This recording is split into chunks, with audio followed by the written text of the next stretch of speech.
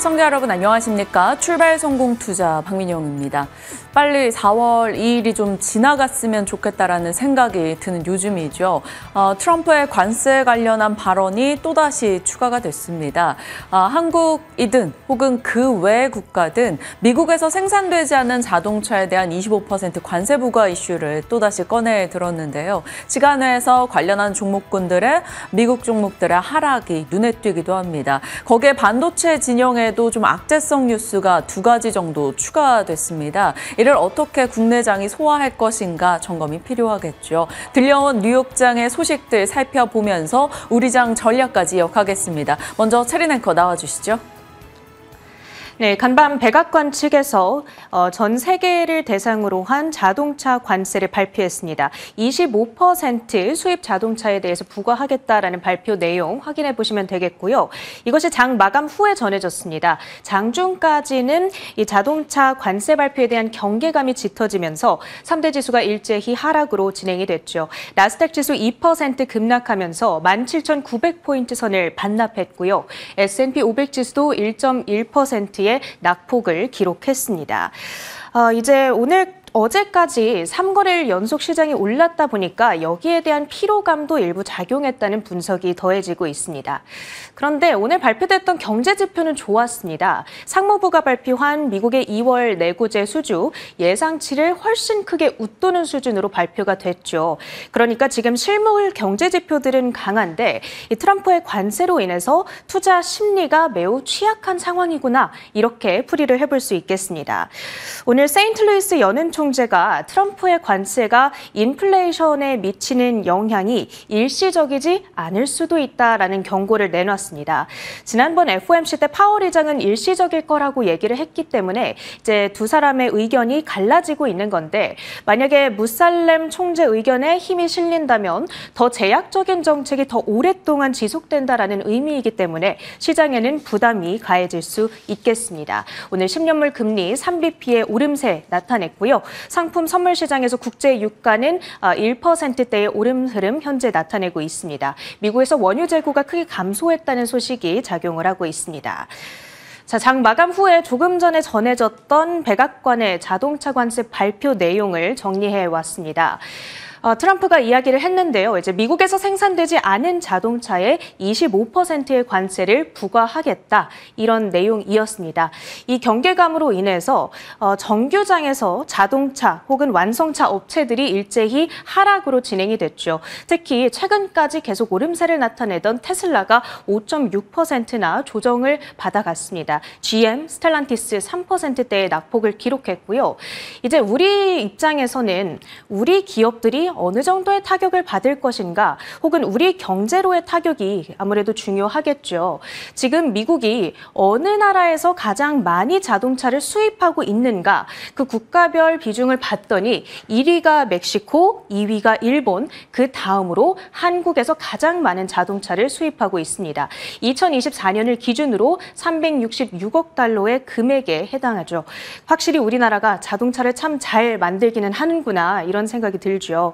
그리고 반대로 입장을 해서 우리나라가 다른 나라로 수출하는 모든 품목 가운데 자동차가 차지하는 비중이 얼마나 높은가 이것을 보는 것도 중요할 텐데요. 그 비중이 역시나 작년을 기준으로 27%대를 차지하고 있습니다. 금액으로는 347억 4천만 달러대에 달하고 있죠. 블룸버그 통신에서는 오늘의 이 자동차 관세 조치로 인해서 일본과 독일, 한국 등 미국의 주요 교역 상대국들의 완성차 업체들이 상당한 곤경에 빠질 수도 있을 것이다. 이런 이야기를 전하기도 했습니다. 얼마 전에 현대차는 31조 원의 통큰 투자를 예고하면서 그 영향을 피해갈 수 있을 거라는 이야기도 나오는데 오늘 자동차 관련주들이 시장 안에서 어떤 엇갈린 흐름을 나타내게 될지 지켜보시는 것 하나의 포인트가 되겠습니다. 간밤 월가의 유력 IB 가운데 하나인 바클레이즈 측에서 S&P 500 지수의 연말 목표치를 하향 조정했습니다. 얼마 전 골드만삭스, 야데니, RBC 캐피탈에 이어서 이제 네 번째 IB 하향 조정인데요. 베뉴 크리슈나 전략가 팀에서 이야기를 했습니다. 관세가 미국의 경제 활동을 상당히 둔화시킬 것이다. 그것이 경기 침체를 유발할 정도는 아니기는 한데 기업들의 이익에 어느 정도 타격이 예상된다라는 것이고요. 중국에 대해서 미국이 고율 관세를 유지하고 다른 국가들에서에는 5%의 상호 관세율을 부과한다라는 가정이 들어가 있는 계산값이라고 보시면 되겠습니다.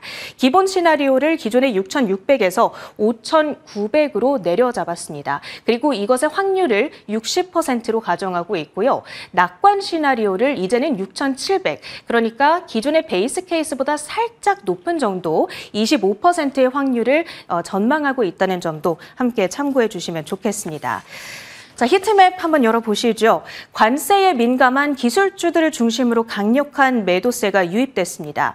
엔비디아의 경우에는 오늘 두 가지 추가적인 악재가 있었는데 대중 수출 규제 추가 리스크가 부각이 됐습니다. 엔비디아 6%의 하락, 브로드컴과 AMD가 4%의 내림세를 그렸고요. 테슬라는 어제까지 5거래일간 24% 넘게 상승하면서 287달러대까지 회복을 하기도 했으나 간밤 자동차 관세에 대한 경계감으로 인해 5%대의 하락, 현재 애프터마켓에서도 내림세를 그려가고 있습니다. 그런가 하면 그 밖에 올랐던 업종들을 보면 필수 소비재, 유틸리티 업종 내에서 일부 종목들이 강한 초록불을 켜주고 있죠. 그러니까 경기가 안 좋을 때 방어적인 혹은 안전한 성격을 지니는 이 경기 방어주들이 오르는 하루였다. 이렇게 정리를 해볼 수 있겠습니다. 자, 그럼 어떤 뉴스들로 인해서 엔비디아의 주가가 이렇게 빠졌는가? 일단 첫 번째를 보겠습니다. 중국이 이제 미국이 워낙 중국을 견제하다 보니까 중국 역시도 우리도 질 수 없다. 엔비디아의 H20 칩을 타겟팅하는 어떤 조치를 내놓은 것으로 보입니다. 중국의 국가발전개혁위 고성능 반도체의 에너지 효율 기준을 상향 조정을 했습니다. 그리고 그 새로워진 기준을 엔비디아의 H20 칩이 미달하는 상황, 충족시키지 못하는 겁니다. 그러니까 적은 전력만으로 높은 효율, 더 높은 효율을 뽑아내라, 이런 기준을 앞세우고 있는 겁니다. 엔비디아가 그렇다면 어느 정도의 타격을 받아가게 될까요? 2025년도를 기준으로 중국 매출 비중이 13%, 금액으로는 171억 달러에 달합니다. 그리고 전체 순위로는 4위를 다 기록하고 있는 상황이죠. 현재 엔비디아가 대응책을 마련 중이기는 한데 어느 정도의 타격이 불가피할 거라는 예상들 나오고 있습니다. 다만 이 조치가 지금까지는 의무 조치는 아니고요. 권고사항이라는 점에서 그 타격이 좀 제한적일 수 있지 않을까, 이런 기대를 가져보기도 합니다. 다음으로 또 다른 악재가 있었죠. 마이크로소프트가 데이터 센터 리스를 취소하고 있다. 몇 주 전에 그 뉴스가 나왔었잖아요. 아마 기억을 하실 겁니다. 그런데 그 임대 계약을 추가로 취소하고 있다는 소식이 또 들려온 겁니다. 미국과 유럽 지역 내에서 총 2기가와트 규모의 데이터 센터 프로젝트를 취소했다. TD 코엔 측에서 이런 발표를 내놨습니다. 예측했던 수요 대비했을 때 인프라가 너무나 과잉되게 공급되고 있다. 그 점을 이유로 들었습니다. 그러다 보니까 간밤 아까 전에 언급드렸던 반도체주들 뿐만이 아니라요. 데이터 센터 밸류체인 관련주들이 일제히 하락으로 진행이 됐거든요. GE 버노바, 컨스텔레이션 에너지, 비스트라 등의 전력망 기업들 뿐만 아니라 액체 냉각을 중심으로 이 데이터 센터 장비를 공급하고 있는 버티볼딩스 등도 11% 가까운 급락으로 진행이 됐습니다. 오늘 미국 증시에서 우리 증시에 좀 긍정적인 영향을 줄 만한 재료들 전해드릴 게 없어서 좀 마음이 무거운데요. 어떤 식으로 투자 전략을 세워봐야 할지 지금부터 가보시죠. 소화할 것이 밤사이 꽤 많이 추가됐습니다. 일단 어제 국내장은 사실 밤에 추가된 미국장 뉴스와 사뭇 다르게 꽤 좋은 흐름이 있었죠. 바로 반도체와 2차 전지의 쌍끌이 강세 속에 양지수가 모두 올랐습니다. 어제 외국인의 현선물 매수세가 있었습니다. 이것이 대형 섹터, 대형주로 유입이 되면서 반도체 2차 전지 강세가 눈에 띄었죠. 나왔죠. 전체적인 시장에서는 트럼프의 기밀 정보 유출 관련한 노이즈로 인해서 상대적으로 관세 관련 발언이 조금 잠잠한 것도 시장에 힘이 돼줬고요. 테슬라의 반등도 긍정적이었습니다. 거기에 구리 가격의 사상 최고치 흐름이 나오자 구리 관련 종목들, 풍산, 이구산업 혹은 전선주들의 상승세도 돋보였고요. 산불 이슈로 인해서 공기청정기 일부 종목들도 올라갔습니다. 오늘 제발 전국적으로 좀 강한 비가 내려줬으면 좋겠다라는 마음 모두 같으실 겁니다. 그런 가운데 섹터 뉴스 보시면 반도체 진영은 어제 살폈던 내용이죠. 트렌드포스가 HBM을 포함한 D램 평균값의 2분기 상승 전망을 내놓은 점, 그리고 단기적인 차익 실현 이후 다시 상승으로 턴한 점 긍정적으로 받아들여졌던 어제입니다. 삼성전자, SK하이닉스뿐 아니라 이수페타시스, 파크시스템스, 이오테크닉스 등의 종목들, HBM 진영의 종목들 조금 더 강한 모습 나오기도 했습니다.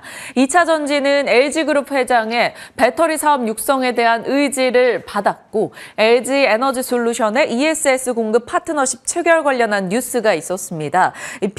BESS, 배터리 ESS에 대한 모멘텀이 꽤 강화되고 있는 2차 전지 쪽인데요. 어제 LG에너지솔루션 7%의 급등, 삼성 SDI도 3%의 상승, 그 외 종목들도 함께 가는 모습이 나타났습니다. 2차 전지 진영이 일어선 점 꽤나 긍정적으로 볼 수 있는 포인트죠. 자, 나델라 마이크로소프트 CEO 방한 이슈 일정 측면에서는 지난달부터 계속해서 체크하고 있었는데요. 어제 LG전자 CEO와 함께 AI 사업 협력 방안을 논의했다라는 소식과 아모레퍼시픽, KT, HD 현대 경영진과 만남을 가졌다 이런 뉴스 등이 계속 쏟아지더라고요. LG그룹주의 강세가 어제 있었습니다.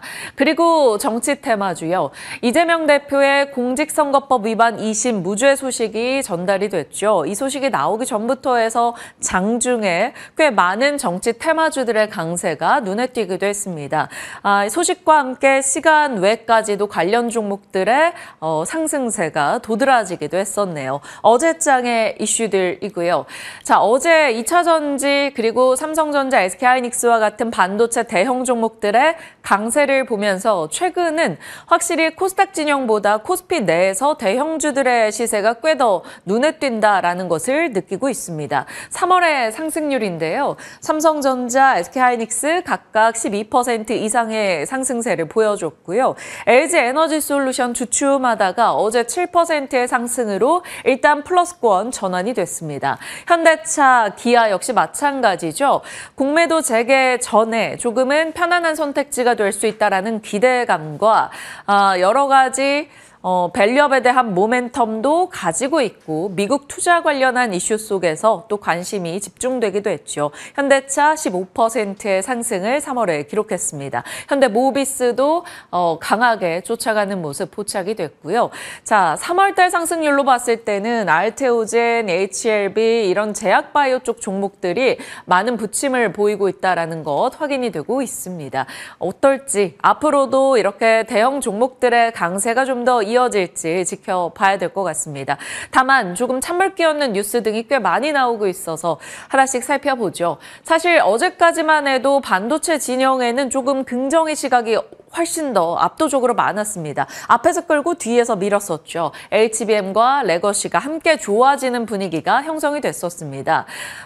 엔비디아 H20 칩에 HBM3 채택 뉴스가 어제 장중에 있었고요. SK하이닉스에 공급 요청을 했었다. 결국 HBM 모멘텀이 여전히 강하다라는 것을 확인받을 수 있었던 어제였습니다. 거기다가 마이크론의 가격 인상 공지 이슈도 있었죠.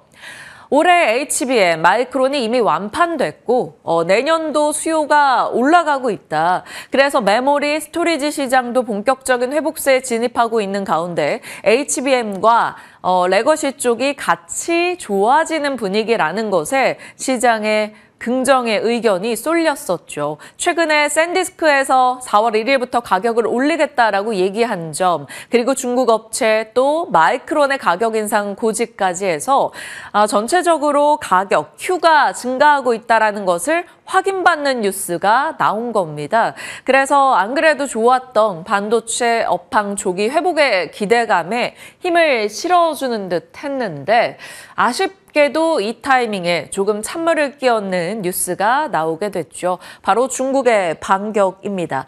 신화통신 측에서 중국이 미국 관세에 상호 대응 관세를 부과할 거다 이런 얘기를 꺼내놓기도 했고요. 중국의 NDRC 측에서 에너지 효율 기준을 강화하면서 이것이 결국 엔비디아 H20 칩을 견제하는 게 아니냐라는 분석 등이 나오고 있습니다. H20 칩이라는 것은 수출 규제 우회용 칩이 되겠죠. 중국 내에서 꽤나 큰 매출을 내고 있는 분야입니다. 그런데 이 부분에 대해서 에너지 효율 기준을 강화했다. 성능 대비 낮은 전력 효율로 인해서 기준 미달로 평가를 줬다라는 겁니다. 그러면 중국 내에서 판매를 지속적으로 할 수 있을 것인가에 대한 의구심이 좀 형성될 수 있죠. H20 칩 같은 경우는 중국 매출 비중이 13%입니다. 만약에 이 부분이 막히게 된다면 연간 170억 달러의 규모의 타격을 볼 수 있다. 이렇게 해석되기도 하는데요. 어떻게 될까요? 일단 이 뉴스 속에 엔비디아 6% 급락이고요. 마이크론, 퀄컴, AMD, 인텔, 브로드컴 등의 반도체 진영 종목들 같이 떨어졌습니다. 이 부분은 사실 수요단에 좀 제동을 걸 수 있는 내용이어서 엔비디아 관련한 진영은 조금 소화가 필요하기도 하겠죠. 그리고 이 내용뿐 아니라 또 다른 악재도 하나 같이 부각이 됐습니다. 사실 오늘 추가된 내용은 아닌데 오늘에서야 내용이 알려졌다라고 볼 수 있겠죠. TD코엔의 마이크로소프트의 데이터 센터 건설 프로젝트 축소 관련 보고서 이 내용이 이제 알려지게 된 겁니다. 6개월간 미국과 유럽 진영에서 2기가와트 전력 규모의 데이터 센터 프로젝트를 철회했다라는 내용이 담겨 있었죠. 현재 수요 전망 대비 과잉 공급 상태라는 분석도 있었고요. 마이크로소프트가 오픈 AI 추가 훈련 워크로드 지원도 보류한다 이런 내용 등도 담겨 있었습니다. 일각에서는 이를 두고 AI 투자에 대한 회의감이 늘어나는 게 아니냐. 그래서 앞으로 엔비디아, AMD, 데이터 센터 관련해서 취소 뉴스가 있을지 그 여부를 지속 주의 깊게 봐야 된다라는 시각이 나오고 있습니다. 하필 어제 알리바바 회장의 AI 투자 버블에 대한 경고도 있었던 가운데 이 뉴스가 연이틀 맞물렸다라는 점에서 또다시 AI 투자에 대한 경고의 목소리가 나오는 것인지 걱정스럽습니다. 그래서 반도체 진영은 앞서 엔비디아 칩 관련한 뉴스와 함께 맞물려서 떨어졌고요. AI 투자, 데이터 센터 위축으로 봤을 때 영향받는 쪽, 전력과 구리 쪽도 같이 밀렸습니다. 구리 먹는 하마가 바로 데이터 센터이거든요. 이쪽도 떨어졌다 그러면 구리 가격에도 제동이 걸릴지 좀 봐야 되는 부분이고요. 원자력 역시나 AI 인프라에서 전력을 조달하는 에너지원 측면으로 봤을 때도 같이 센티가 위축된 걸 확인할 수 있습니다. 오늘 AI 관련한 인프라단 약간의 투심 위축이 있을지 지켜봐야겠네요. 반도체 진영에 찬물을 끼얹는 두 가지 뉴스가 나왔습니다. 이래저래 참 불편한 상황이죠. 자, 지금 시장의 불편한 요소들을 조금 고민하다가 나누어 봤습니다. 일단 그 앞단에는 트럼프가 있죠. 상호관세 4월 2일부터 부과하겠다라며 갖은 목소리를 내고 있기 때문에 관련한 내용은 계속적으로 우리를 좀 힘겹게 할 겁니다. 그리고 오늘 자동차 관세 발표했죠. 앞서 25%요. 로이터 측에서는 미국 기업의 CFO들은 관세 우려를 크게 하고 있다. 낙관론이 지속 하락하고 있다라는 통신 내용을 싣기도 했고요. 세인트루이스 연은 총재도 이러한 관세로 인해 물가 충격이 일시적이진 않을 수도 있다라고 이야기했습니다. 거기다 미국 의회 예산국도 의회 부채한도 시급히 상환해야 되는데 만약에 상향해야 되는데 5월 말에 디폴트 가능성이 있다라고 해서 트럼프 관련해서 파생되는 여러 가지 불편함들이 오늘은 조금 부각되고 있지 않나 싶습니다. 거기에 바로 중국과의 패권 다툼, 미중 갈등 이슈도 마찬가지죠. 신화통신에 상호 대응하겠다라는 목소리, 그리고 새로운 환경 규제를 꺼내들면서 엔비디아의 중국 수출칩을 막지 않을까에 대한 불안감도 더해졌죠. 거기다가 유럽권에서는 지속적으로 안보에 대한 위협을 좀 가져가는 것 같습니다.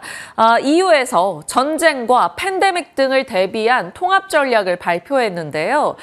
국민들에게 사흘간을 버틸 수 있는 필수 물자를 비축하는 방식이나 그런 패턴 등을 같이 플랜을 좀 짜보자 이런 내용이 나왔다라고 합니다. 여러 가지 좀 불안을 자극하는 내용이지 않나 싶기도 하고요. 영국에서는 국방비 4조 원을 증액하고 스웨덴도 국방비를 GDP 3.5% 정도 비중까지 늘리는 것으로 소식이 전달되고 있습니다. 일단 라인메탈 유럽의 방산주 대표격이죠. 2.5% 상승세, 탈레스도 소폭 올랐습니다. 전체적인 미장 분위기 반응하면서 유럽 장내 분위기가 그리 좋지는 않았는데 그 속에서도 일단 일부 방산주들은 덜 빠지거나 올라간 채로 마무리가 됐다라는 거죠. 그러면 이 불편함 속에서 우리가 고민할 것은 또 어떤 틈새 전략을 짜야 되는가일 겁니다. 그래서 하나씩 살펴보도록 하죠. 첫 번째 틈새 전략은 결국에는 방산일까라는 기대도 하게 됩니다. 방산 같은 경우는 오늘 대신증권에서 각 기업별로 업데이트된 보고서를 업로드했더라고요. 하나시스템, 현대로템, 한국항공우주, LIG넥스원, 하나에어로스페이스, 하나오션에 대한 보고서였고요. 현대로템과 하나오션을 신규 커버하며 목표가 각각 9만 원, 15만 원을 제시했습니다. 그리고 나머지는 전체적으로 목표가 상향 여력이 꽤 30% 이상 있는 걸로 파악이 되고 있고요. LIG 넥스원만 그렇게 후한 목표가는 아니다라는 것을 참고할 수 있네요. 하나 시스템 같은 경우는 폴란드 K2 사격 통제 시스템 등과 같은 매출 확대 구간에 들어가고 있다라는 긍정의 의견을 냈고요. 목표가는 42,000원 정도를 제시했습니다. 그리고 하나오션도 눈에 띄었죠. 팔방미인이라는 제목을 넣었는데요. 납기 지원이 해소되면서 또 해외 조선사 인수로 인한 시너지 등을 기대하고 있다. 해외 군함 MRO 모멘텀을 얘기했고요. DS에서도 긍정의 보고서를 같이 내놓기도 했습니다. 하나그룹주가 20일이었죠. 유증 이슈가 있었고 그때부터 조금의 흔들림은 보였는데 생각보다는 선전하고 있다라는 평가가 많았습니다. 3월 19일부터 약간의 조정을 받았는데 방산주들 더 관심을 가져볼 시기인지 고민되는 시점이기도 하네요. 자, 방산 앞서 불편함 속의 한 가지 아이디어였고요. 또 하나는 조선과 해운입니다. 현지 시각 24일, 그러니까 25일 기준 미국의 무역대표부 공청회가 있었죠. 우리가 기다리고 있었던 내용에 대한 논의였습니다. 미국 정부가 미국의 항구에 들어오는 중국산 선박 등에 수백만 달러 수수료를 부과하는 정책 추진안입니다. 이를 두고 공청회에서는 찬성과 반대 의견이 오갔는데요. 반대 의견은 선박, 멕시코나 캐나다로 우회하게 될 것이다. 그래서 공급망 충격이 있을 수 있다라는 지적이 있었고요. 찬성하는 측에서는 중국의 해양 패권을 빼앗길 위기에 처해 있다 보니 어떻게든 중국 관련한 이들의 성장을 누르고 수수료를 받아서 미국의 조선업 재건에 사용해야 된다. 이런 내용이 들어가 있었습니다.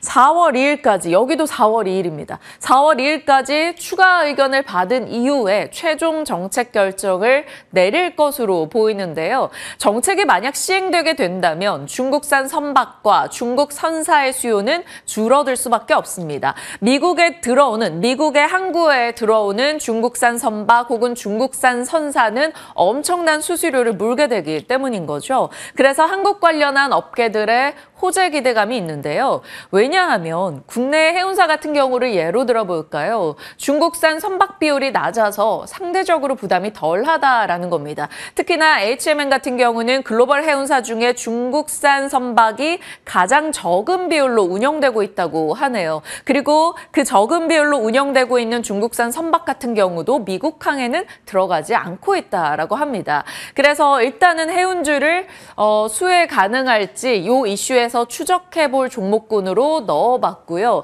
다만 주의사항은 이것이 시행될 경우 글로벌 물동량이 줄어든다면 전체적으로 해운사의 운임 또한 깎이는 부분이어서 잘 장단점이 명확하다라는 점을 기억해 주시길 바랍니다. 불편함 속의 아이디어 일단은 체크해 봤고요. 이제 연결고리로 넘어가 보도록 할게요.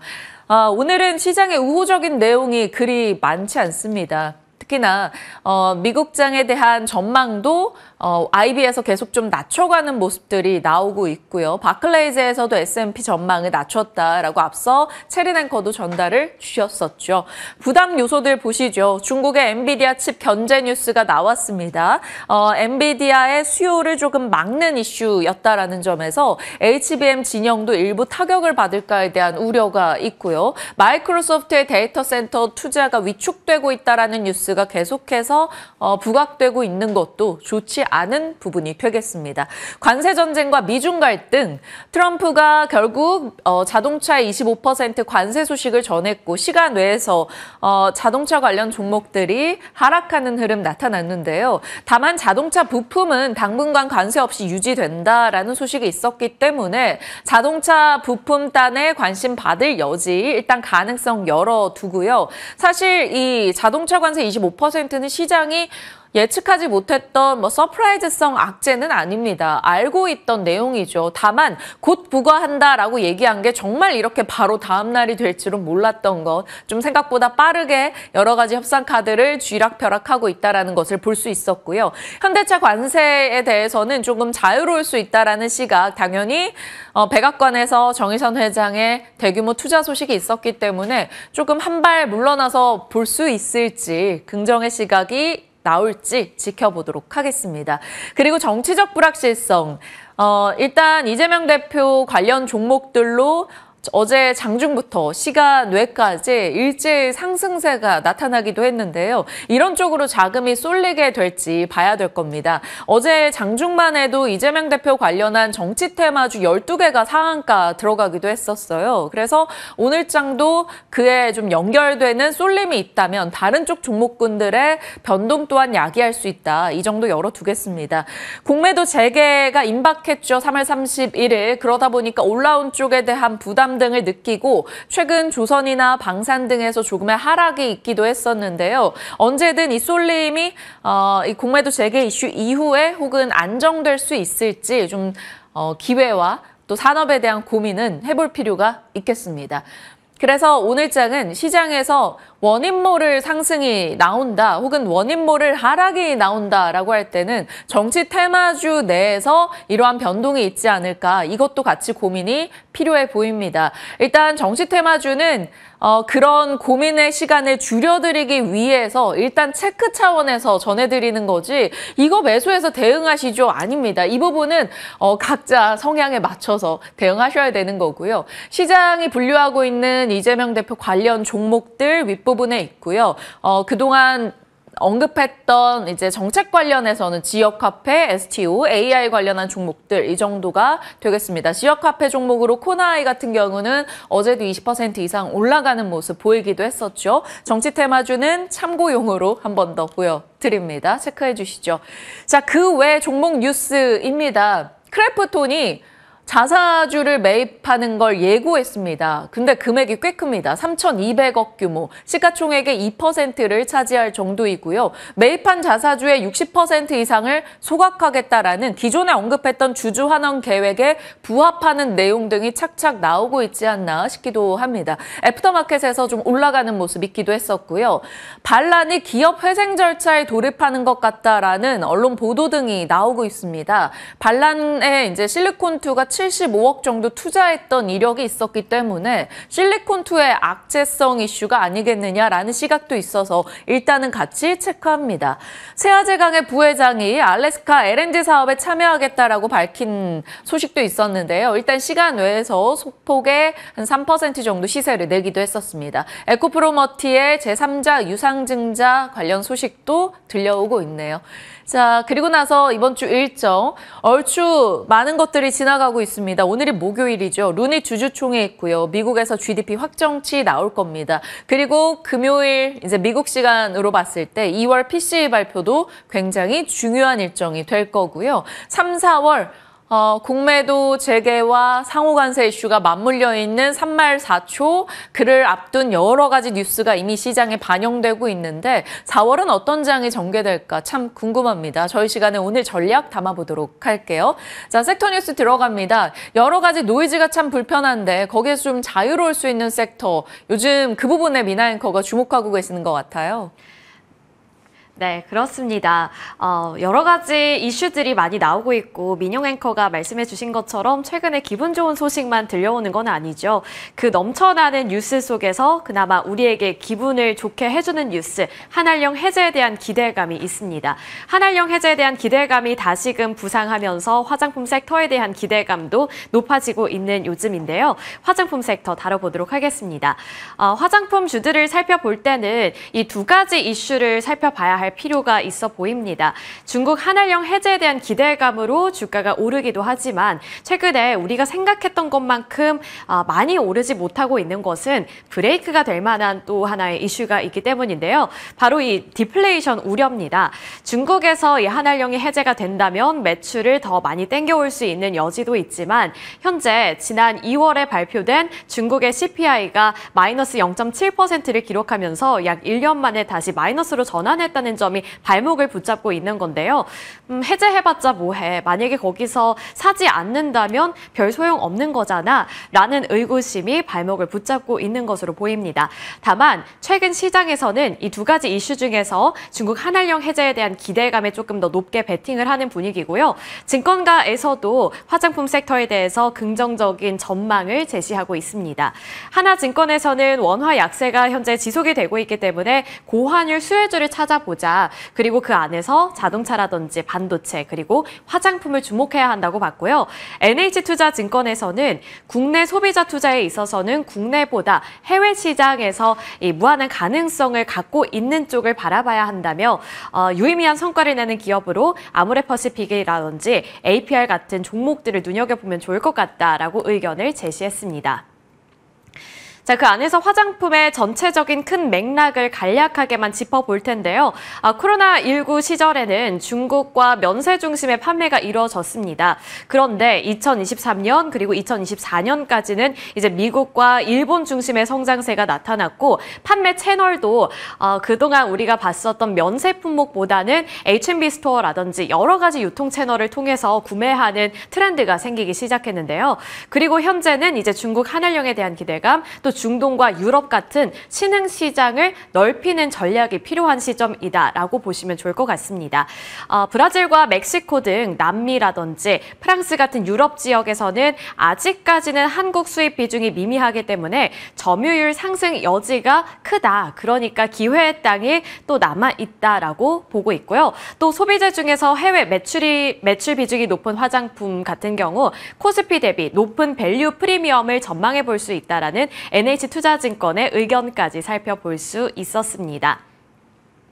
자, 이렇게 신흥시장을 발굴해내는 게 또 중요해지는 시점이 왔고 또 중국뿐만 아니라 이미 미국과 일본에서 잘 해내고 있다면 이 한알령 소식이 그렇게 큰 이슈가 될 수 있을까라는 질문도 가끔은 생깁니다. 그럼에도 불구하고 시장에서 이 이슈에 주목하고 있는 이유도 살펴봤는데요.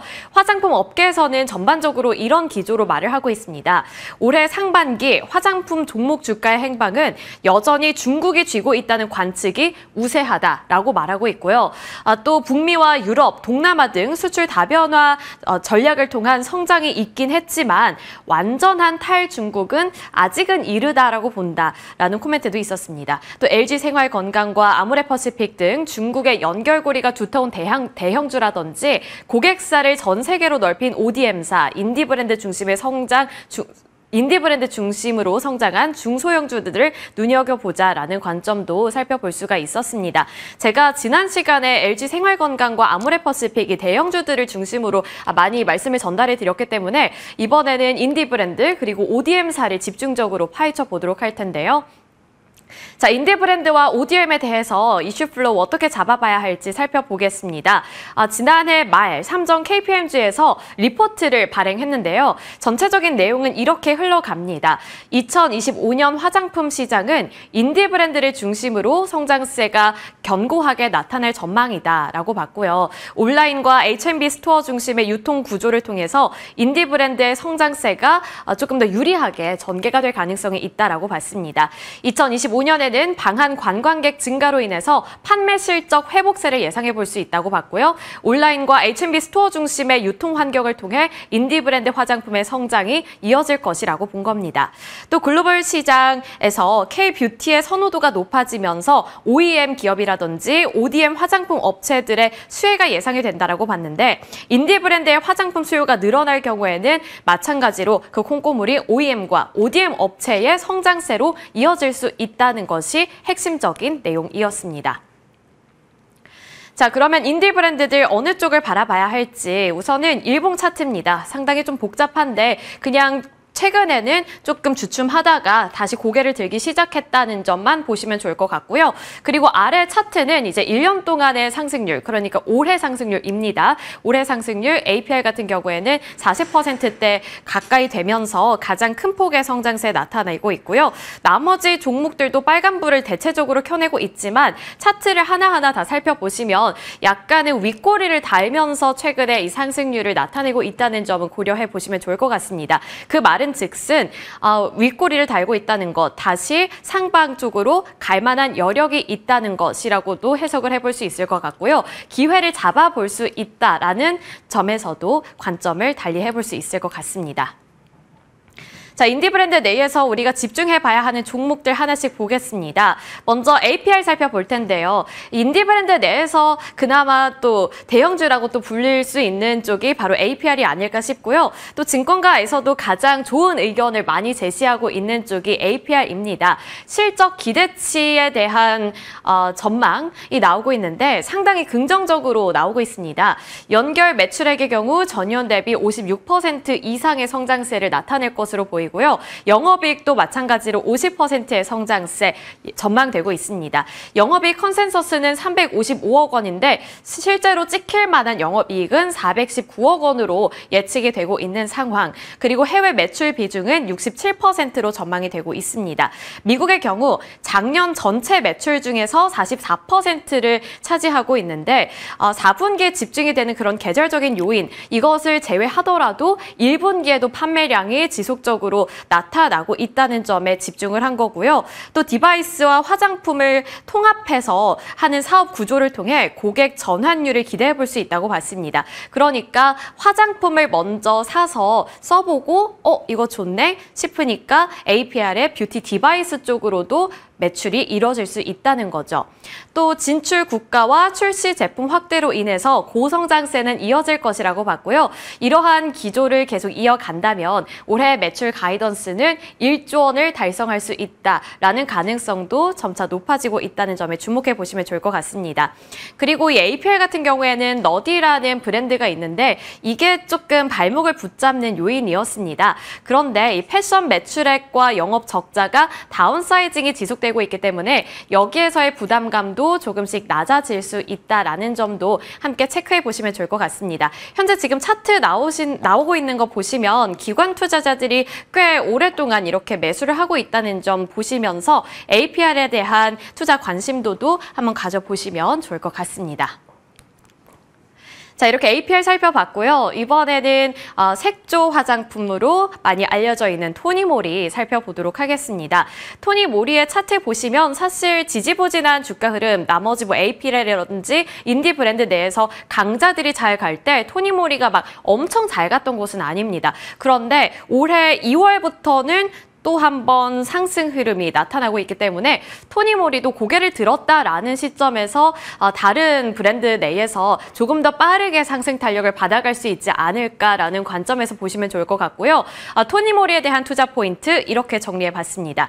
글로벌 유통 채널 다각화를 통한 매출 회복세를 기대해 볼 수 있는데요. 코로나 기점 21년부터 실적 회복세가 나타나고 있다는 점에 기대 포인트 있습니다.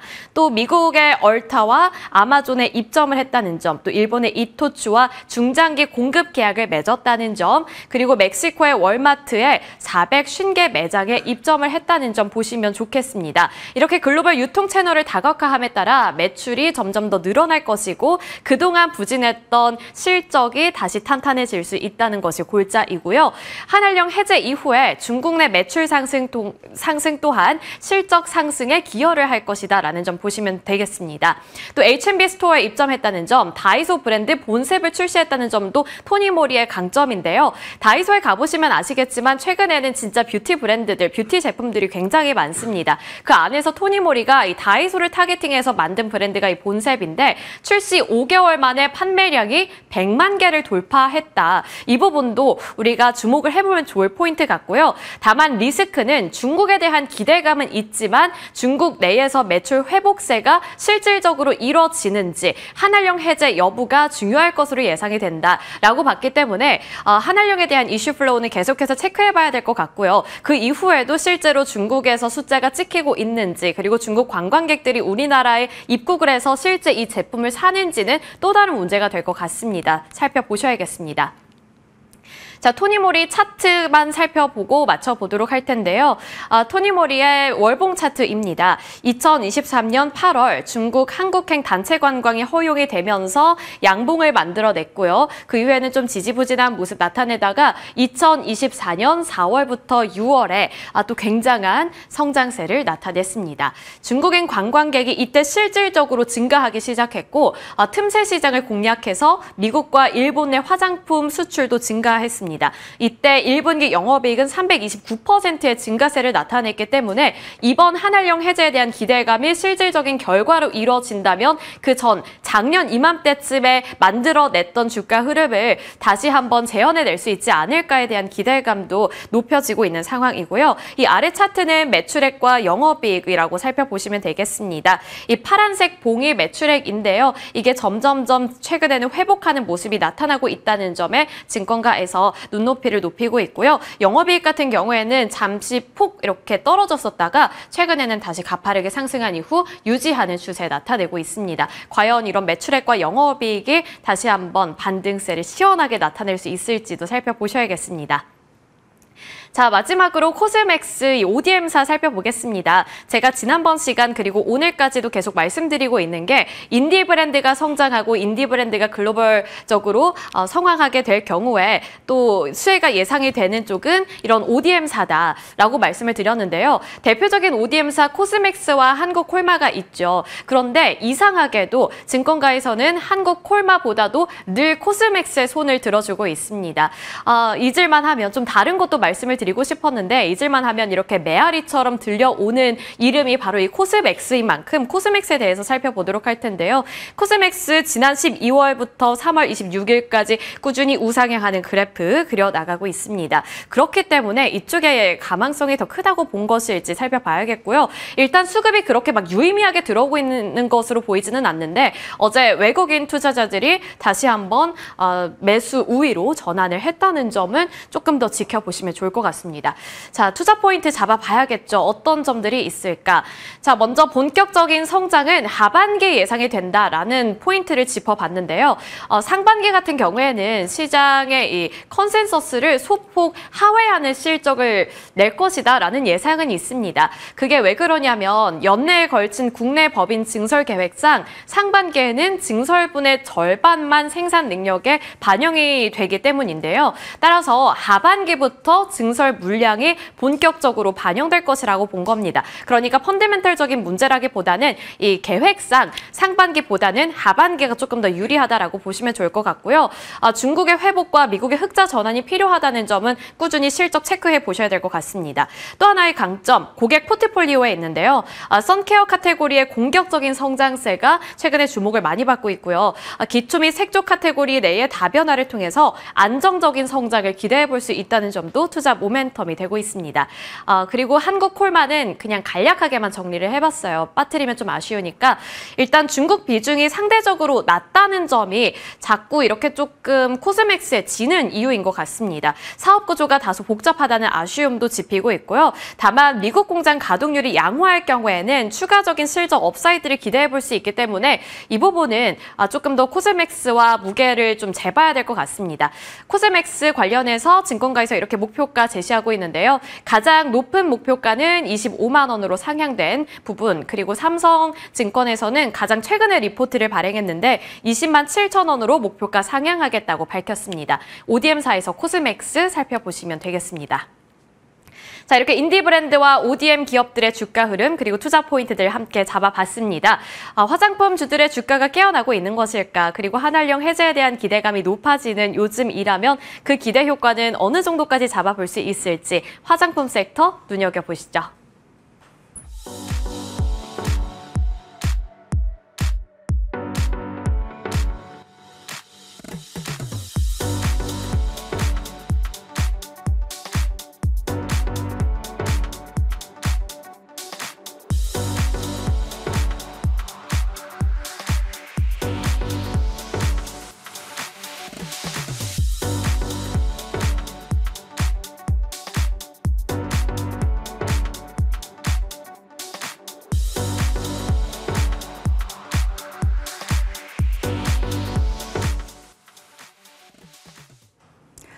네, 고민되는 시장입니다. 하나씩 이슈들 살펴보면서 산업과 종목 뉴스 디테일하게 들어가 보도록 할게요. 나도 투자자문의 이재규 본부장님, ISS의 김태성 본부장님 함께합니다. 두 분 어서 오세요. 네, 안녕하세요. 안녕하십니까.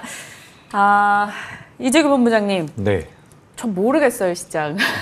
네. 트럼프 이슈도 뭐 부담이고요. 공매도 재개 이슈, 그리고 대체 거래소도 어렵고 다 좀 혼란스러운 상황인데 뭐 오락가락하는 시장입니다. 그런 가운데 일부 대형주는 선전하지만 그 또한 뭐 안전해 보이지는 않고요. 어떤 전략이 필요해요? 네, 일단 방금 전에 말씀해 주신 것처럼 지금 대형주들은 오히려 좀 견조한 모습들을 보이고 있거든요. 최근 우리나라 시장의 흐름을 놓고 본다면 코스닥보다는 코스피가 조금 더 안정적인 모습을 이어가고 있습니다. 근데 여기서 이제 글로벌 시장에서 이런 여러 가지 이벤트들을 차치하고서라도 우리나라 같은 경우는 어쨌든 다음 주부터 공매도 재개에 대한 부분들이 이슈가 될 가능성이 높다라고 보고 있어요. 그런 관점에서 본다라고 한다면 3월 달에 코스피가 코스닥보다 강세를 보였었던 것이 어느 정도 이해가 되고 있는 부분들이죠. 그래서 이제 수급적인 부분들이 계속해서 시장에 영향을 미치고 있다라고 보시면 좋을 것 같고요. 트럼프를 통해서 나오고 있는 관세와 관련되어 있는 내용들 같은 경우는 사실 아무도 완벽하게 예측할 수는 없다라고 생각을 하고 있습니다. 결국에는 업황과 사업성에 대해서 이 기업들이 가지고 있는 사업성에 대해서 우리가 고민을 해볼 필요가 있다고 생각을 하고 있고, 지금 만약에 주식에 투자를 하고 계시지 않는다라고 한다면, 그러니까 다르게 말씀드려보자면 현금 비중이 많이 남아있다라고 한다면 전 오히려 다음 주, 다다음 주부터 매매를 한번 시작해보는 게 어떨까 이런 생각을 드리고 싶습니다. 다만 현실적으로는 많은 분들께서 이미 종목들을 가지고 계실 거예요. 근데 최근에 이제 우리나라 시장뿐만 아니라 글로벌 매크로적인 환경을 본다라고 한다면 지금 달러 인덱스도 다시 한번 올라오고 있고요. 미국의 국채금리도 다시 한번 올라오고 있기 때문에 우리가 어쨌든 좀 경계가 필요한 시기인 것 같기는 합니다. 그래서 저는 큰 흐름을 놓고 본다라고 한다면 미국 같은 경우도 어쨌든 이 만기가 도래하는 채권들을 차환하는 과정에서 차환이 어느 정도 끝난다라고 한다면 다시 한번 트럼프 같은 경우도 미 증시를 부양할 가능성이 높다라고 보고 있거든요. 그 시기 자체도 6월달, 7월달 정도부터 시작일 거라고 생각을 하고 있기 때문에 어쨌든 시장 자체는 저는 버텨주면서 우상향을 만들어갈 가능성이 높다라고 보고 있는데, 지금 당장의 현금 비중이 많이 남아있다라고 한다면 오히려 다음 주의 상황을 좀 보고서 대응을 해보는 게 어떨까라는 의견 드리겠습니다. 버텨주며 우상향할 것이다라는 시장관 속에서 섣부르게 너무나 빠르게 뭐 현금 투입을 할 필요는 없다라는 점까지 고려해서 3말 4초를 보고 가자라는 전략입니다. 김태성 본부장님 동의하시는지 궁금하고요. 밤사이나 혹은 최근의 시장 흐름에서 가장 핵심 포인트를 뭘로 꼽으시는지도 궁금해요. 화가 나죠. 네. 그러니까 가야 할 자리에서 지금 계속해서 좋은 뉴스가 나와도 모자를 판에 찬물을 계속 끼얹고 있는 부분들이 참 속상할 것 같습니다. 특히나 미국 같은 경우에는 작년과 재작년은 홀로 올랐으니 지금 나오는 조정이 어떻게 보면 어느 정도 받아들여질 수 있는 상황이겠죠. 하지만 그 외에 우리나라 같은 경우에는 작년에도 못 올랐고 그 전에도 못 올랐던 상황, 올해는 조금 달라지지 않을까라는 기대감을 가지고 있었는데 더욱이 좋을 때마다 자꾸 차가운 뉴스들이 많이 나와서 많은 투자자분들의 고민이 더 깊어지는 것 같아요. 특히나 오늘 새벽에 나온 자동차 관세가 더 충격으로 다가오는 건 뭐냐. 이틀 전에 현대차가 미국에 수십조 원 투자한다는 이야기를 하고 같이 사진도 찍고 같이 인터뷰도 했는데도 불구하고 지금 관세 25%는 다른 나라와 지금 동일하게 받았다라는 게 아마 투자자들 입장에서는 그럼 우리는 도대체 뭘 믿고 투자를 해야 되느냐. 우리나라 기업이 그것도 CEO가 가서 수십조 원 투자하겠다고 이야기까지 했는데 그런 나라와 그런 기업에도 관세를 붙인다라고 하니 참 투자자들 입장에서는 속이 상할 수밖에 없는 상황. 하지만 이걸 객관적으로 전략적으로 좀 고민을 해본다면 다른 나라보다 이 관세에 대한 어떤 해제 일정들이 조금은 빨라질 수는 있겠다라는 생각이 들어요. 네. 우리가 투자를 하기로 했었으니까. 그래서 이미 일은 벌어졌습니다. 물은 엎질러졌고요. 그리고 이제 매수한 종목을 지금 당장 뭐 손절하기에도 저는 어렵다라는 생각이 들고 있고요. 하지만 이제 보유하고 계신 포트폴리오의 종목군들을 차분히 보셔서 만약 관세 완화 정책에 대한 바람이 불어왔을 때 가장 빠르게 해소가 될 섹터와 해소가 될 종목을 가지고 있는가. 그 종목군들이 있다면 저는 보유를 하는 게 맞을 것 같고 관세와 아무 상관도 없음에도 불구하고 오르지 못한 종목이 있다면 저는 그 종목군들은 비중을 조금은 철저하게 관리를 하셔야 되겠다라는 의견까지 한번 들어보도록 하겠습니다. 네. 그러면 그냥 단도직입적으로 여쭤볼게요. 현대차 혹은 자동차 부품 주는 관세가 그래도 일단 면제 유지가 되고 있는 상황이고 현대차는 언제든 또 완화나 혹은 다른 뭔가 특약처럼 그렇죠. 이게 걸어줄 만한 네. 긍정의 힘이 실릴 만한 가능성이 열려 있단 말이죠. 그러면 현대차 갖고 계신 분들 그리고 화신이나 SL 이런 종목 들고 계신 분들은 어떻게 할까요? 일단 오늘 그 첫날이라서 아무리 현대차라고 할지라도 그 하락을 피하기는 조금 어려울 거예요. 대신에 이제 너무 서둘러서 비중을 확대하는 어떤 평균 단가를 관리하는 그 전략은 할 필요는 없다. 앞서 이제 이재규 본부장님께서도 이야기를 해주셨지만 사실 이번 주보다 더 중요한 건 다음 주일 가능성이 높거든요. 다음 주 같은 경우에는 우리나라는 우리나라대로 공매도에 대한 이야기가 있고 또 4월 초에는 전 세계가 지금 관세에 대한 이야기들이 얼마만큼 확장이 될지 고민을 안고 지금 볼 것 같아요. 그런데 여기서 생각한 것만큼 추가적으로 관세 이야기가 나오지 않는다면 또 오늘 좀 타격이 컸던 자동차 혹은 이제 관련 종목군들에 대한 반등세가 강하게 나올 가능성이 높거든요. 그 반등을 보고 차라리 비중을 확대를 하는 것이 어떨까라는 생각이 들고 있고 신규 매수의 관점으로는 분할 매수 괜찮은데 오늘부터의 분할 매수라기보단 다음 주부터 이제 분할 매수를 하는 게 더 맞지 않겠나? 보유자분들은 좀 속이 상하시겠지만 크게 걱정하실 필요는 없다. 어차피 결국 나중에 가면 본질적으로 따질 겁니다. 차를 얼마나 잘 팔았는지. 그런데 이제 현대차, 기아 같은 경우에는 그 부분에 있어서 또 좋은 이야기들을 좀 기대해 볼 수 있는 요소들이 있어서요. 걱정되시겠지만 오늘은 그래도 좀 먼발치에서 바라보는 게 맞지 않겠는가라는 의견 드리겠습니다. 네. 이재규 본부장님, 그럼 반도체는 어떻게 할까요? 이 마이크로소프트의 데이터 센터 관련한 뭐 투자 위축 이슈가 계속 부각되고 중국에서 또 엔비디아 칩 관련해서 약간의 환경 규제를 명목으로 막으려는 움직임이 나왔습니다. 맞아요. 그러면 HBM단의 수요 문제에서, 그러니까 Q에서 약간의 걸림돌이 발생하게 되는 건데요. 좀 오늘은 센티적으로 영향 받겠죠?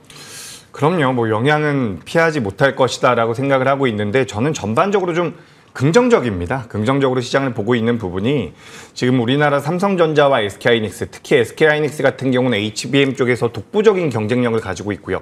삼성전자 같은 경우도 D램 쪽에 대한 메리트를 가져가고 있죠. 그래서 우리가 사실 엔비디아가 주가가 꺾이면 우리나라 삼성전자와 SK하이닉스가 같이 밀리는 것 아니냐라는 그런 분석들이 굉장히 많았지만 우리가 좀 구분을 할 필요가 있다고 생각을 하고 있어요. 어쨌든 엔비디아는 AI 쪽에 대한 모멘텀들을 받아갔었던 기업이고 주가의 상승 정도 같은 경우도 우리 기업들보다 훨씬 더 강하게 나왔었죠.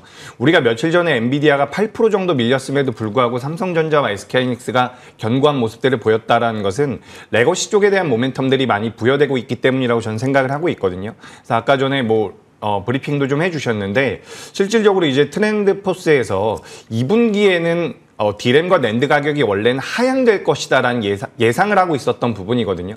근데 이걸 상향 조정을 했습니다. 올라갈 것이다라고 조정을 했는데 여기서 더 중요한 포인트는 뭐냐면 3분기에는 더 큰 폭으로 올라갈 것이다라는 부분입니다. 그래서 그런 부분들을 우리가 고려해 본다라고 한다면 우리나라 기업들의 메리트가 분명히 있지 않을까라고 말씀을 드리고 싶고요. 또 얼마 전에 이제 마이크론이 주가가 많이 밀리면서 시장에서 마이크론에 대한 우려감, 마이크론이 우리나라 삼성전자와 SK하이닉스와 비슷한 사업 구조를 가지고 있다 보니 이런 이야기들이 많이 나왔는데 실질적으로 마이크론 같은 경우는 PBR 기준으로 따져봤을 때 SK하이닉스나 삼성전자보다 훨씬 더 고평가가 되어 있는 상황입니다. 그렇기 때문에 사실 마이크론이 지금 SK하이닉스와 시가총액이 비슷한 수준에 머물러 있거든요. 근데 이게 사실 말이 안 된다라고 저는 생각을 하고 있어요. 물론 미국 기업이라는 메리트도 분명히 있겠지만 우리가 가치적인 측면으로 따져봤을 때는 삼성전자와 SK하이닉스 같은 경우는 상대적인 강세를 보일 가능성이 높다라는 말씀을 드리고 싶고요. 우리가 한 이틀 전이었나요? 우리나라에서도 반도체 관련주들이 한번 밀렸었죠. 당시에도 이제 우리나라 반도체 기업들이 다시 한번 밀리는 게 아니냐라는 분석이 있었지만 어제 바로 대반등을 주는 모습을 우리가 고려해 봤을 때 앞으로 우상향을 좀 더 이어갈 수 있지 않을까. 그러니까 주가라는 것은 선반영이 많이 되죠. 그래서 올해 2월 달 2분기 그리고 3분기 때 D램 쪽이라든지 요 레거시 쪽에 대한 모멘텀들이 붙어준다라고 한다면 저는 종목군들이 좀 더 반등을 이어갈 수 있다라고 말씀을 드리고 싶고요. 저는 이제 뭐 계속 우리 방송에서 말씀드리고 있지만 주성 엔지니어링과 TLB라는 기업을 눈여겨보고 있는데 오늘 한 가지 종목을 더 말씀드려보자면 테스라는 기업도 좀 눈여겨보고 있습니다. 테스 같은 경우는 이제 낸드 쪽에 대한 공정 전환에 대한 수혜를 받을 수가 있고요. 또 이제 HBM 쪽에 들어가는 D램 쪽에 대한 수요와도 관련이 되어 있는 장비를 생산하고 있는 부분이기 때문에 뭐 D램과 낸드 쪽에 대한 수혜를 전체적으로 받을 수 있는 기업이라서 테스라는 기업까지 이렇게 세 기업 눈여겨보시는 게 어떨까라는 의견 드리겠습니다. 네, 주성 엔지니어링, TLB 기존에 긍정으로 보셨던 종목군에 테스 한 번 더, 하나 더 얹어 주셨습니다. 김대성 본부장님도 주성이랑 TLB 다 긍정에 언급 주셨던 종목들이잖아요. 네. 일단 뭐 주성 엔지니어링 그리고 TLB, HPSB, 테스는 이제 본부장님 이야기가 가장 중요할 것 같고요.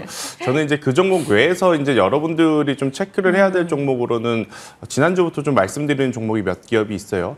일단 전공정 안에서 공정마다 조금 장비를 취급하는 기업들이 다르지만 교집합적인 종목분들은 꼭 체크를 해야 된다는 생각이 듭니다. 그래서 이제 첫 번째로는 이오테크닉스를 한번 꼭 체크를 하셔야 될 것 같고요. 두 번째로 이제 넥스틴이라고 하는 기업을 좀 체크를 하시면 될 것 같아요. 저도 이제 이 기업에 대해서 지난주부터 계속 개인적으로 좀 여러 가지를 체크를 하고 있는데 결국 이 반도체에 대한 수율 문제가 가장 중요하지 않습니까? 이제 수율을 키우고 또 수율만 키우면 되는 것이 아니라 성능을 또 키우고 또 이제 성능을 키우려면 아무래도 조금은 넓은 판에 굉장히 많은 또 복잡한 회로들을 좀 새기는 게 유리하다라는 이야기를 나오고 있는데 또 판이 커지면 그 판의 크기에 맞게 혹은 그 제품의 스펙에 맞게 검사 장비들이 또 필요하거든요. 그 기준으로 보면 저는 넥스틴과 같은 그동안에 많이 소외받았다라고 할 수는 없어요. 하지만 좀 관심에서 1순위는 아니었거든요. 하지만 이런 쪽에 대한 관심도는 오히려 가격적으로 조금 편안한 거죠. 그렇기 때문에 이쪽을 바라보시는 게 맞을 것 같고 시장은 철저하게 HBM과 BHBM으로 지금 나뉘면서 수급 공방의 시속 게임이 일어날 가능성이 높으니 어찌되었던 일은 엔비디아에서 한번 좀 터졌고 또 마이크로소프트가 간밤에 또 데이터 센터 임대 취소한다라는 뉴스가 좀 있으면서 블란집에 좀 부채질을 한 격이에요. 그래서 자꾸 HBM만 바라보지 마시고 그 BHBM 쪽에서 계속 힌트를 찾아가시는 게 현실적인 방법이 아니겠는가라는 의견 드리겠습니다. 네. 참 유튜브 채팅창에 넥스틴 얘기가 나오니까 이제 중국향 대표 반도체 종목 중 하나다 뭐 이렇게 얘기도 해주시네요. 네. 반도체 진영에 대해서 약간의 조금의 리스크 요소가 등장하기는 했지만 그 부분을 뚫고 눈여겨볼 수 있는 내용들 두 분의 의견을 각각 받아봤습니다. 자, 또 다른 선택지 중 하나. 어제는 양 지수가 그래도 힘낼 수 있었던 건 반도체와 2차 전지의 쌍끌이 덕분이었잖아요. LG그룹에서 2차 전지에 힘을 좀 싣겠다라는 내용과 LG 엔솔의 ESS 관련한 계약 체결 뉴스 등이 힘을 실어줬습니다. 네. 어떨까요? 2차 전지도 저희가 계속 약간 박스권 트레이딩으로만 이렇게 적정하게 하는 전략이 좀 맞다라는 의견들이 많았었는데 지금은 좀 달라졌을까요? 아직 달라진 건 없습니다. 말이 달라졌을 뿐. 그런데 어떻게 보면 LG화학과 LG에너지솔루션의 투자 기회를 좀 모색하셨던 분들에겐 오히려 오늘 잠시 쉬어간다면 더 좋은 가격대에서 한번 접근을 해볼 수 있는 찬스를 주는 것이 아닌가라는 생각이 들어요. 일단 LG엔솔 같은 경우에는 ESS 에너지가 갑작스럽게 하루아침에 등장한 새로운 뉴스는 아니었습니다. 기존에도 계속 이어져 왔었죠. 하지만 이번 주에 미국의 델타 기업하고 그리고 이제 유럽의 국영 어떤 기업하고 계속 이제 ESS 에너지 저장 장치 산업에 대한 신규 수주 뉴스들이 좀 쏟아졌었거든요. 그러면 작년에 테슬라가 좀 많이 힘들었을 때를 많은 투자자분들이 생각을 했을 것 같아요. 그때 당시 어떤 일이 있었냐? 2차 전지 전기차 같은 경우에는 그렇게까지 영업이익률이 좋지 못했었어요. 하지만 그 빈 공간을 아무래도 테슬라도 ESS 에너지 저장 장치로 굉장히 잘 커버를 하면서 움직였었던 때가 있었거든요. 그게 제 기억으로는 딱 1년 전이었습니다. 그러니까 LG에너지솔루션과 LG화학도 그런 부분에 대한 기대가 많은 것 같아요. 공매도 재개되면 현재의 구간은 굉장히 매력적이다라는 첫 번째 부분.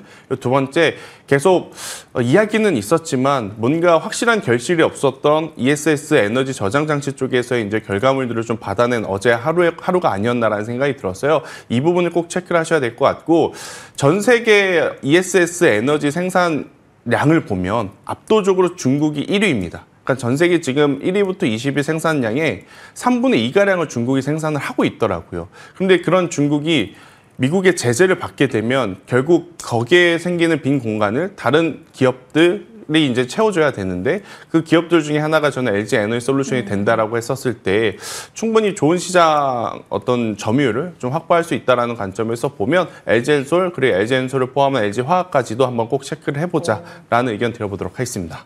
LG엔솔과 LG화학도 어제 화학주도 괜찮았었잖아요. 괜찮죠. 네, 그러면 같이 체크해 놓도록 하겠습니다. 이재규 본부장님은 어떤 의견이신지 궁금해요. 요즘 두 분이 시황관이나 섹터에 대한 뷰가 조금 유사하거든요. 따로 네. 만남을 가지시는 건 아니시죠? 네, 가끔 만나긴 하는데 예. 그런 얘기는 안 합니다. 네, 그럼 예. 이재규 본부장님은 2차 전지에 대한 어떤 의견이신가요? 네, 일단 2차 전지 같은 경우는 어제 굉장히 의미 있는 상승이 나왔다라고 생각을 하고 있어요. 그러니까 최근에 우리 시장이 어느 정도 밀릴 때 또 나름대로 하방 경직을 보여주는 모습들이 나오고 있거든요. 그래서 우리가 캐즘이라고 표현을 하고 있는데 캐즘 자체로 완벽하게 극복했다라는 관점보다는 저는 수급 논리로 보는 게 맞지 않을까 일단은 그렇게 생각을 하고 있습니다. 물론 이제 수급이 어느 정도 들어오다 보면 긍정적인 뉴스도 많이 붙고요. 주가가 상승할 만한 원동력이 될 가능성이 높은데 일단 아직까지는 캐즘을 완전히 극복한 게 아니지만 우리나라 기업들 중에서도 경쟁력이 있는 기업들 같은 경우는 주가의 흐름이 좀 개선될 가능성이 높다라고 보고 있습니다. 그래서 어제 이제 내용들을 좀 찾아보니까 ESS와 관련되어 있는 부분들이 역시나 좀 이야기가 되고 있더라고요. 근데 전 세계에서 아까 전에 본부장님께서도 말씀을 해주셨지만 중국 기업의 그 ESS 쪽에 대한 점유율이 80% 정도가 나온다라고 이야기가 되고 있어요. 거기에서 이제 우리나라 기업들이 캐파를 가져온다라고 한다면 굉장히 큰 메리트가 될 가능성이 높다라고 보고 있고 2022년도부터 2023년도, 2024년도 지나가는 과정에서 관련되어 있는 산업 캐파 자체가 3배 정도가 커졌다라고 하거든요.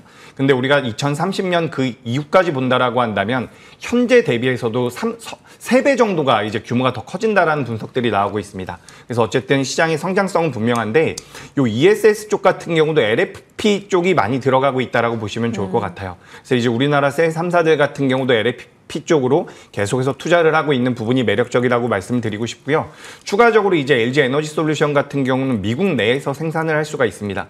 올해부터 제가 알기로는 이 LFP가 들어가고 있는 ESS를 미국 쪽에서 역내 생산을 하기 시작을 할 거거든요. 그래서 이런 부분들이 부각이 된다라고 한다면 LG에너지솔루션 같은 경우는 주가 흐름이 그래도 좀 더 우상향으로 만들어질 수 있지 않을까 이렇게 좀 말씀드리면서 사실 우리가 업황에 대한 분석보다 주가는 항상 조금씩 빠르게 움직이죠. 맞아요. 그렇기 때문에 저는 그래도 주가적인 측면에선 이제 저점을 어느 정도 다지지 않고 있나. 다만 우리가 과거에는 2차 전지와 어느 정도만 관계가 있어도 주가가 많이 움직임을 보였다라고 한다면 지금부터는 차별화되는 흐름은 분명히 나올 거라고 보고 있어요.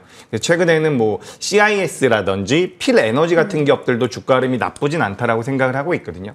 특히 필에너지 같은 경우는 전고체 쪽에 대한 모멘텀과 그리고 조립 장비 쪽에 대한 모멘텀들을 받아가고 있는데 어제도 이제 2차 전지 쪽이 자금이 한번 들어오면서 변동성을 살펴봤는데 꽤 탄력적인 모습들을 보여주더라고요. 그래서 이런 기업들 같은 경우는 좀 작은 기업이긴 하지만 체크를 해보시는 것도 어떨까라는 의견 드리겠습니다. 네, 확인하겠습니다. 두 분의 성품이 만나서 담소를 나누셔도 좋으실 것 같다. 이렇게 시청자분들이 올려주시네요. 성품이 사실 화면에서도 묻어나죠. 저희도 이렇게 현장에서 봬도 언제나 두 분은 참 젠틀하신 분들인 것 같습니다. 시장에 대한 얘기 중에 한 분이 이런 글 올려주셨어요. 김태성 본부장님, LNF 정 떨어졌다고 언제쯤 정 붙일까요? 이런 글이 있는데 혹시 뭐 코멘트 가능하실까요? 사실 저도 정이 떨어진 상황이라 네, 저도 지금 떨어졌는데 제가 어떻게 뭐라고 말씀드리기 좀 어렵지만 그래도 주식이라고 하는 것 자체가 사실은 뭐 매수의 방법, 매매 전략이 다양할 수 있죠. 그런데 이제 근본적으로는 싸게 사서 비싸게 파는 거. 비싸게 사더라도 더 비싸게 팔면 되는 게 주식이지 않습니까? 그 기준으로 보면 LNF는 조금은 더 기다려볼 필요는 있을 것 같아요. 대신 저도 한 달 전, 두 달 전만 하더라도 2차 전지, 양극재, 음극재 혹은 이제 소재주 통틀어서 LNF를 가장 긍정적으로 좀 봤었어요. 아무래도 이제 테슬라와 하고의 연결고리. 근데 테슬라의 일론 머스크 CEO의 이 오너리스크가 갑작스럽게 이렇게 확장될 줄은 저도 생각은 못했거든요. 그래서 그 뉴스를 보고 나서 저는 이쪽보다는 오히려 포스코 퓨처엠을 지금 다시 보고 있는 상황인데 뭐 포스코 퓨처엠 가면 LNF도 따라갑니다. 반대로 LNF 가면 포스코 퓨처엠도 따라가고요. 어떻게 보면 지금 2차 전지는 한 가족인 상태라서 뭐 누가 더 좋냐, 누가 더 안 좋냐라고 따지기보단 여기 이제 수급이 좀 들어올 때까지 시간이 필요하지 않겠는가라는 의견 한번 들어보도록 하겠습니다. 네, 2차 전지 진영에 대한 두 분의 의견 각각 받아봤고요. 조금 더 눈여겨볼 수 있는 종목군들 같이 살짝 언급을 주셨고 분위기도 짚어주셨어요. 자, 이번에는 한화그룹주로 가볼게요. 한화가 이제 유증 관련한 이슈, 하나에어로의 유증 관련한 이슈가 나오고 하나그룹주가 조정이 나왔는데 이제 매도 물량이 나왔는데 생각보다는 다들 그렇게 낙폭이 크지 않았다라는 평이었습니다. 그리고 나서 계속 관련한 뉴스 등이 업데이트되고 있어요. 이재규 본부장님 먼저 코멘트 부탁드립니다. 네, 일단 뭐 하나 에어로스페이스가 유상증자의 금액 자체가 너무 커서 굉장히 충격을 한번 안겨줬었죠. 근데 방금 전에 앵커님께서도 말씀하셨던 것처럼 일단 하반 경직을 보이고 있습니다. 여기서 매매를 한다라는 입장에서 중요한 것은 그 유상증자 뉴스가 나왔을 때의 저점을 이탈할 경우에는 전 대응이 필요하다라고 생각을 하고 있어요. 하지만 우리가 내용을 살펴본다라고 한다면 어쨌든 지금 유럽 쪽에서 재무장을 하겠다라는 내용들이 나오고 있죠. 근데 이 유럽 같은 경우도 역내에서 그 물량을 해소하겠다, 해결하겠다라는 그런 방향성을 지금 만들어 가고 있기 때문에 우리나라 기업들이 과거처럼, 그러니까 러시아와 우크라이나가 전쟁이 처음 발발했을 때는 우리나라 기업들이 어쨌든 납기를 잘 맞추거나 빠르게 만들 수 있다는 부분들이 장점으로 작용을 했는데, 만약에 종전 후에 유럽 쪽에서 무장을 한다라고 했을 때는 유럽 내의 기업들에서 매출이 발생될 가능성이 굉장히 높거든요. 그렇기 때문에 이제 하나 에어로스페이스 같은 경우는 유럽 쪽에다가 현지의 공장을 증설하겠다라는 내용들로 어떻게 보시면 좋을 것 같습니다. 그러니까 지금 미국 쪽으로도 반도체 기업들이 들어가고 뭐 자동차 기업들이 들어가는 것처럼 방산주들 같은 경우도 유럽 내에서 설비 투자를 하면서 공장을 만든다라고 한다면 그에 따라서 캐파 확장은 이어질 가능성이 전 높다라고 보고 있거든요. 그래서 저는 유상증자 금액 자체는 굉장히 크고 뭐 유상증자라는 게 어쨌든 주주의 가치를 어느 정도 희석시키는 부분들이 있기 때문에 부담이 되고 좀 아쉬운 상황이었다라고 보고 있지만 사업적인 부분에선 저는 괜찮았다라고 생각을 하고 있습니다. 다만 지금 시장에서 좀 이야기가 제기되고 있는 부분이 뭐냐면 한화 에어로스페이스에서 얼마 전에 한화오션의 지분을 샀거든요. 한화 시스템이라는 기업에서 지분을 사왔는데 그렇다라고 한다면 한화 시스템이 아니죠. 한화에너지 같은 경우는 자금이 들어오는 꼴이 되는 거거든요. 근데 한화에너지의 대주주가 지배 구조를 만듦에 있어서 가장 비중을 많이 가지고 가야 되는 인물들로 구성이 되어 있습니다.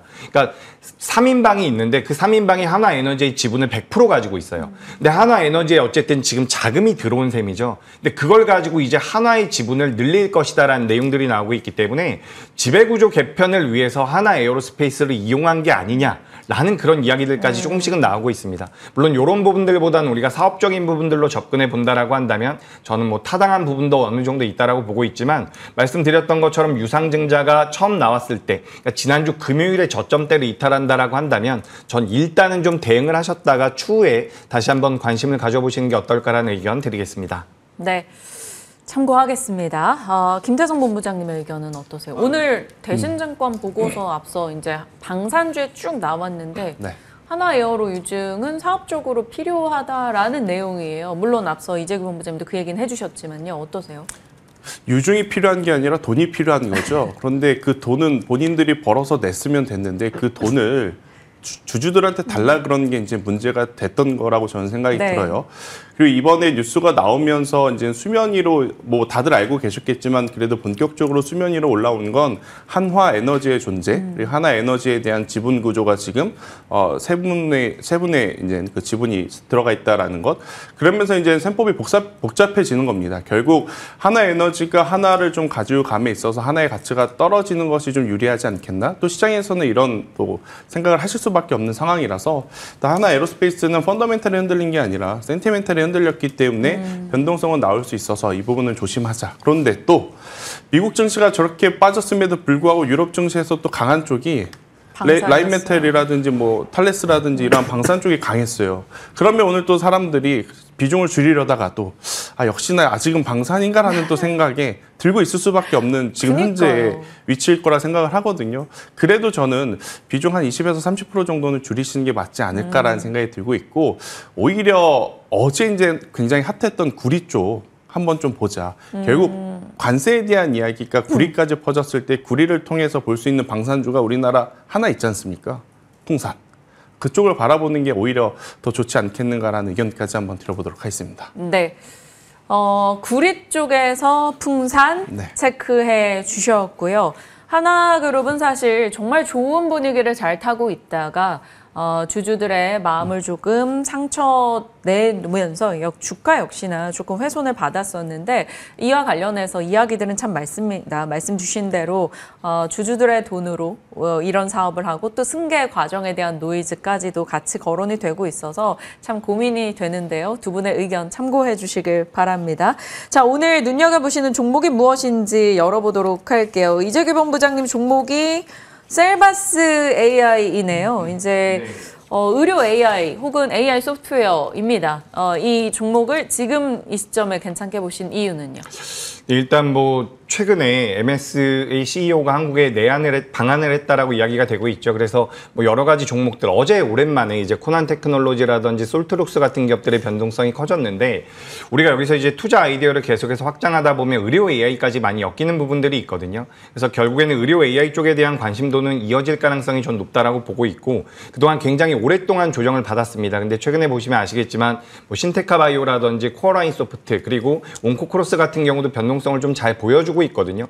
물론 과거에는 우리가 루닉과 뷰노 같은 기업들을 많이 이야기를 했었는데 시장의 흐름 자체가 조금씩 바뀌고 있는 것 같습니다. 하지만 제가 방송에서 실적적인 부분에 대한 메리트가 너무나도 떨어지는 기업들을 말씀드리기가 좀 어려워서 의료 AI 쪽과 관련되어 있는 기업 중에서 그래도 매출과 영업이익이 나오는 기업이 뭐가 있을까라고 찾아봤더니 이 AI 소프트웨어와 관련돼서 이제 셀바스 AI라는 기업이 있더라고요. 그래서 의료 AI 쪽에 대한 매출도 나오고 있는 상황인데 그뿐만 아니라 다른 AI 소프트웨어 사업도 진행을 하고 있는 부분이 있습니다. 지금 뭐 화면에도 나오고 있는데 셀비 메디보이스라는 게 있어요. 그래서 진단을 하고 이제 치료를 할 때 그 음성을 이제 텍스트로 만들어주고 거기서 이제 분석을 해준다라고 하는데 제가 알기로는 삼성병원에 지금 들어가 있는 것으로 알고 있습니다.